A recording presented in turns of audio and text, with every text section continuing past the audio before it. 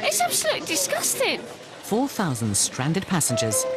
The queue goes right round to the airport. Well, you've just got we to can't. wait. You've just got to clear The it. customer service desk, it has to be closed now. We don't have the facility. And one man pays the price. These flights. Haven't even been able to go to the toilet in about 9 hours.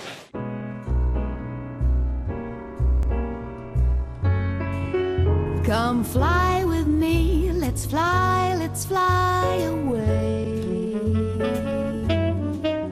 If you can use some exotic booze, there's a bar in far Bombay. Come fly with me, let's fly away. It's Friday, Easyjet's busiest day of the week, and airports all over Britain have been flung into chaos. The reason? The brand new computer that handles air traffic control in the south of England has crashed. In Luton, almost half of Easyjet's flights are either delayed or cancelled.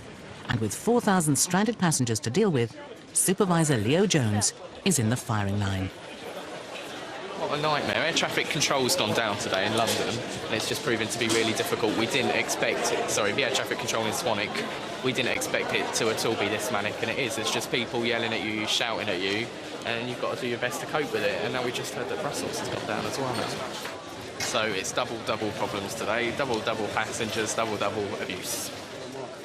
It looks like Claire Nifton has chosen the wrong day for a long-awaited trip to Geneva to see her boyfriend. I don't very often get the opportunity to do this. I'm desperate to get out there. I don't know whether I can get on another flight, so I've just got to hang around, and it's just so annoying.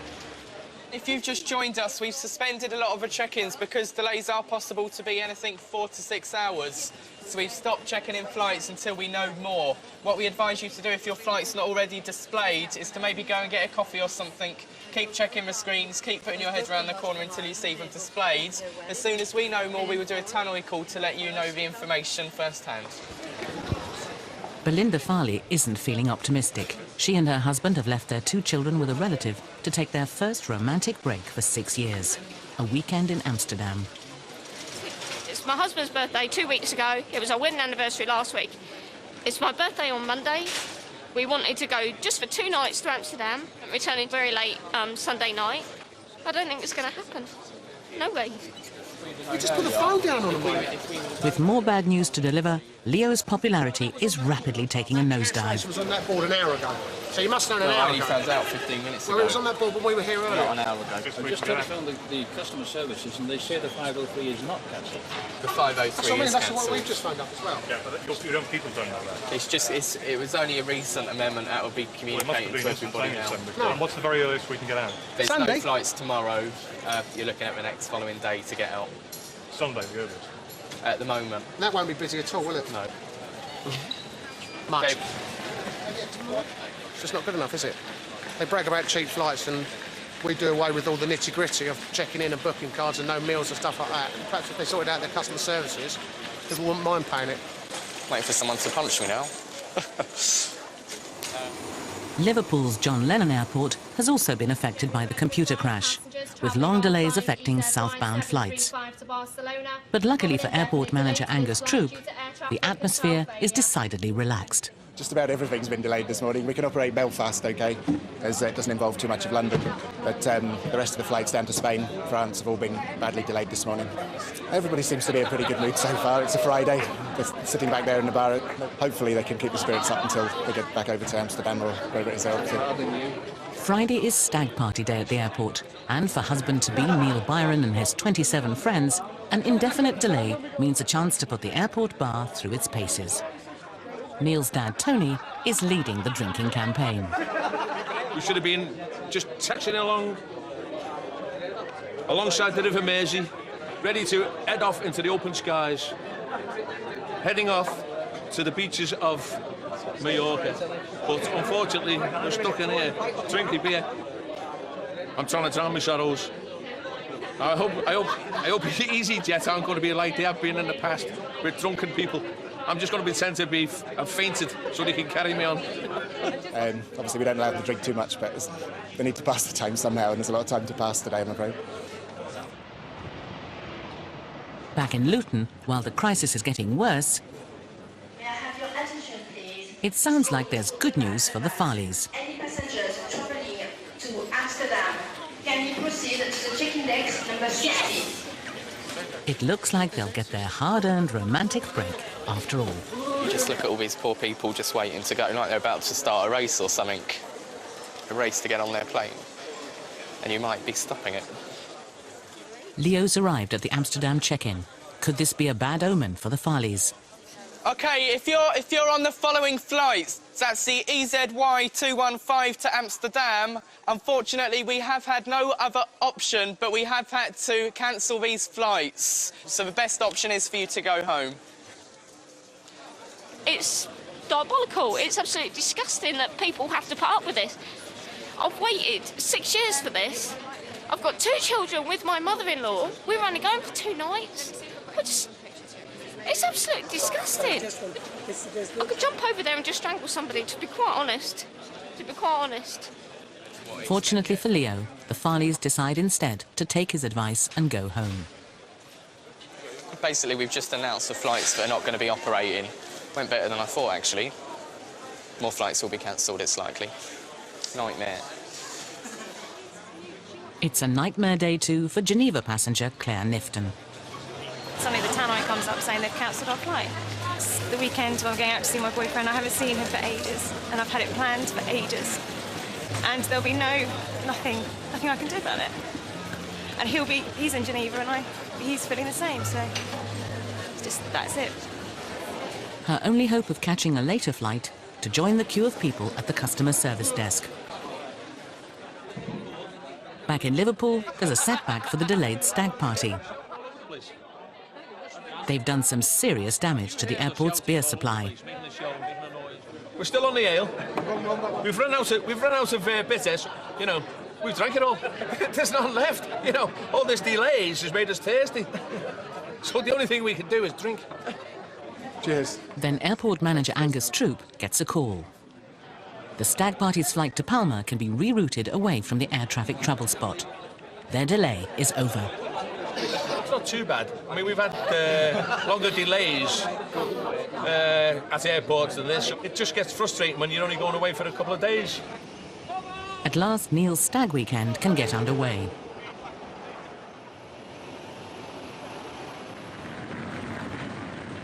In Luton, 1,700 passengers have been told they can't fly.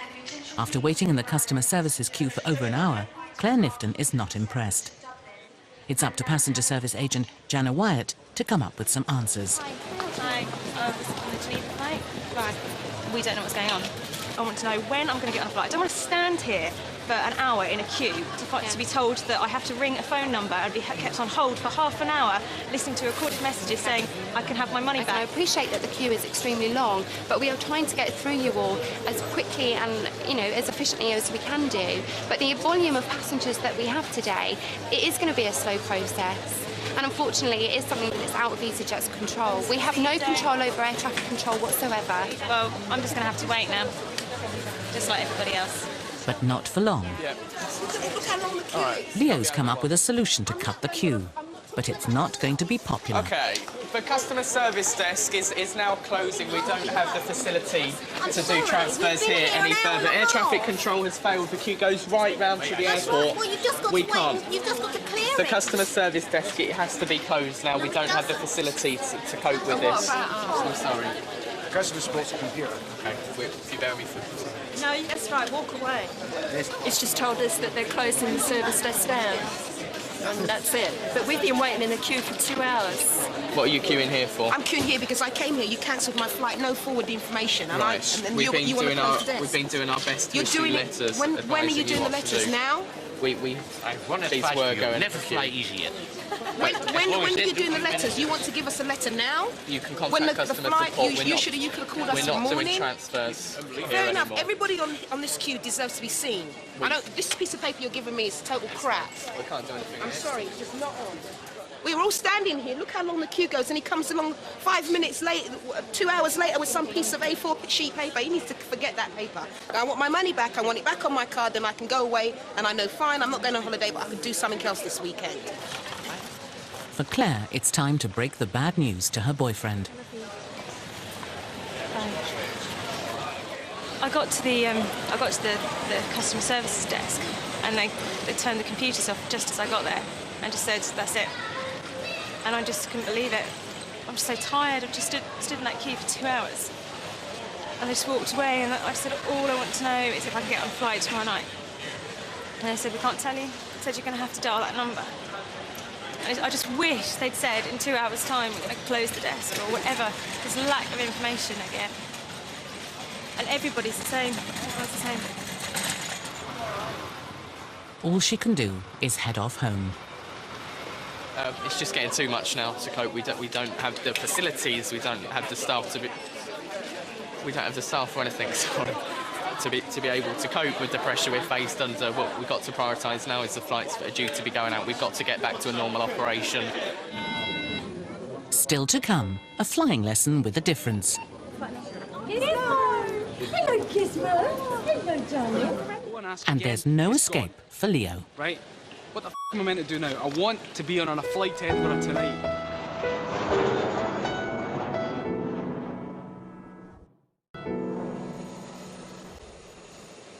It's 7 o'clock in the evening, and after 9 hours, air traffic control is finally back online. It's peace at last for Leo. Oh, thank you very much. You're very welcome. Good to meet you. See you later. He's finished his shift and is off home. See you later, mate. Cheers. Are you guys sorted now? Haven't had a day like that in ages. It's just been mental. Everybody's been on at you continuously. You haven't even been able to go to the toilet in about 9 hours. You physically tried to walk 10 paces and you've got people everywhere. Excuse me. You can't go anywhere. You can't focus on what you're supposed to be doing. It's been horrid. But unfortunately, it's not over yet. I'm meant to be on flight 21, right, which has constantly been called at 1850 and then been told I've been delayed and delayed and delayed, and it's going to happen, then when I go and ask again, it's gone, right? What the f*** am I meant to do now? I want to be on a flight to Edinburgh tonight, okay? I've been standing here, I've been told, oh, you should have been watching the boards, you should have been looking at the whiteboards, you should have been asking people. I've been doing all that, and all I've been told is it's been delayed and delayed, and then I ask again and it's gone. How did they sneak that one out? What time were you due to be going? 5:05, right? And I was told it was going out at 10 to 7. I then came along before 10 to 7 and said, what's happening with that? The guy told me, oh, it's been delayed indefinitely. It's been constantly delayed, and then when I asked again, I've been told it's gone. What's going on? It was a very quick check-in. Oh, yeah, it was like, what, like 3 seconds? Well, I need to get back to Edinburgh tonight. The flights are all full this evening. So what you're saying is you can't offer me any help whatsoever? There's nothing I can do. The flight that he was due to be on has gone. Yeah, well announced. That was fantastic. Sorry, I've got to go. Leo's day from hell is finally over.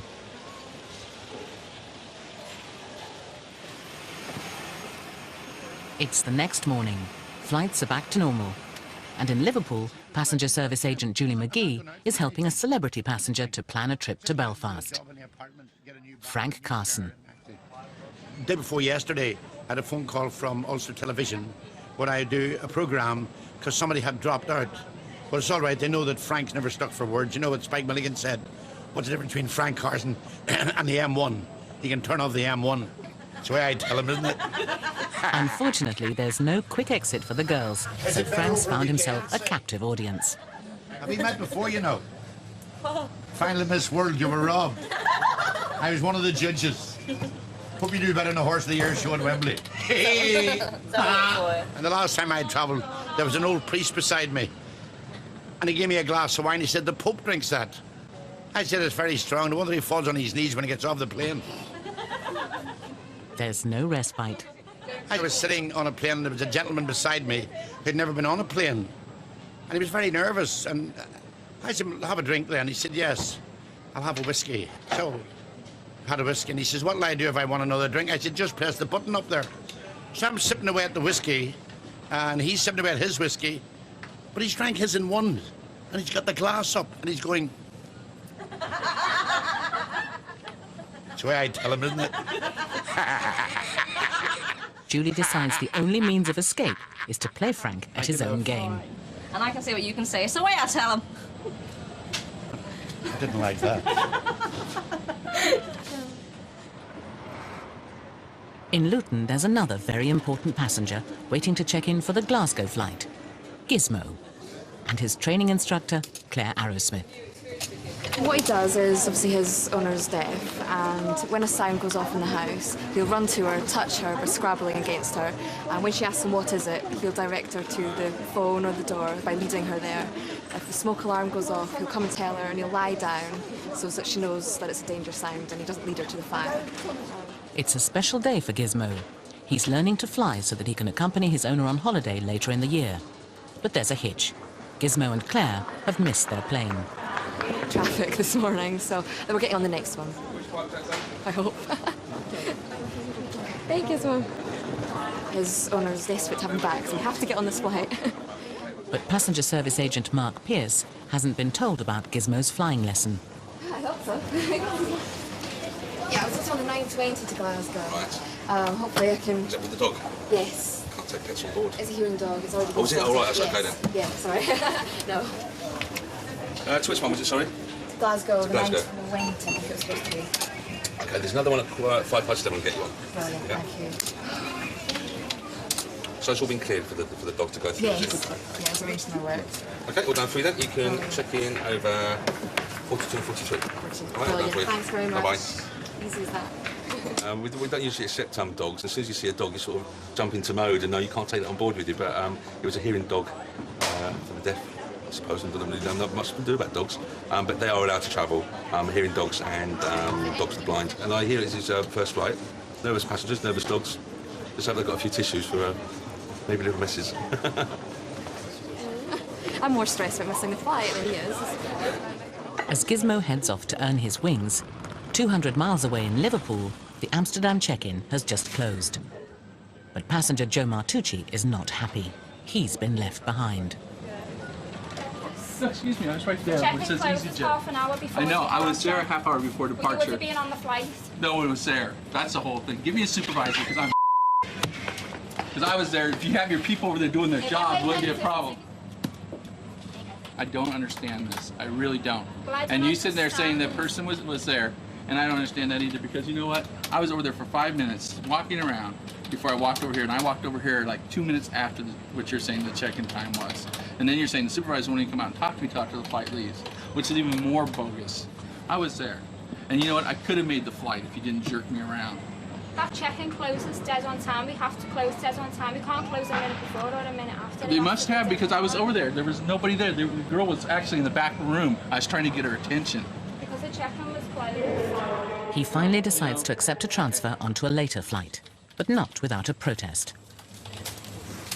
You know, put me on another flight, but you know what? Last time I fly Easyjet, I'll tell you that. But your attitude sucks. For a customer service rep, your attitude sucks. You have the worst attitude I've ever met of anybody. So, Check-in opens 2 hours before departure. did you write your name on here? Yeah. It's on the top. What's your last name? Maybe. I'm just giving you my first name. I'm the only Debbie that works here. I don't have to Do you have an employee number? No, it's just... Because I need to know who I need to complain to. Aviation. Thank you.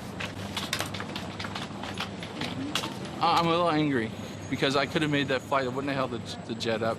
I mean, the first thing she said the flight was full, and then she said no, it closed. So I don't know what it was, but angry that, you know, I asked to talk to the supervisor, and the supervisor wouldn't come out till after the plane already left. So I'm a little upset. It's their fault that they're late, but they take out on us because we won't accept them. I know for a fact that I actually closed the check-in about 4 or 5 minutes late. We've had a problem with one of my bags, so obviously he wasn't in the place where we thought he should have been. And I believe he said that I ignored him. I mean, I didn't even see him. He wasn't there. In Luton, Air Cadet Gizmo has joined his fellow passengers for the one aspect of flying nobody likes, the long wait in departures. Okay then, bye. It's up to Supervisor Mary Hosier to prepare the crew of the 11:05 to Glasgow for their special four-legged passenger. If I take all your stuff here. Gizmo's keen to get airborne. Can't rush down the steps yet. Can't go yet, sweetheart. Just keep you here for a minute. We've got a wheelchair escort that's got to go on board. And then we will get this young little animal on board as well, so the crew can get him familiarised with the plane. Gizmo! Hello, Gizmo. Hello, darling. Hello, darling. I have the lady with the hearing dog for the deaf. Did you want me to get them walked out now? That's lovely, darling. They're on their way. Tina, do you want to escort the lady? Yeah, they're going now. Tina's going to take the lady out now. In just over an hour, Gizmo, the hearing dog, will be a fully qualified airline passenger. Good boy. He's happy and relaxed. I don't think there's going to be any problems. Yeah, this is going well. Hey, good boy.